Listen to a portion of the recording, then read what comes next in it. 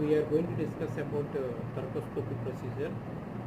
So thoracoscopy అంటే ఏంటంటే లంగ్లో మనం అన్డయాగ్నోజ్డ్ ప్లోర్లో ఫ్యూజన్ కానీ మ్యాలిగ్నెన్సీస్ కానీ ఉన్నప్పుడు మనం థొరకోస్కోపీ గైడెడ్గా మనం బయాప్సీ ప్లోరల్ నాడ్యూల్స్ కానీ ఏమైనా ఉంటే మనం శాంపుల్ తీసుకొని దాన్ని మనం టెస్టింగ్ పంపిస్తే మనకి అన్డయాగ్నోజ్డ్ కండిషన్స్లో మనం కన్క్లూడ్ చేయొచ్చు డిసీజ్ని. దీనికి యూజ్ చేసేదే మనం మెడికల్ థొరకోస్కోపీ.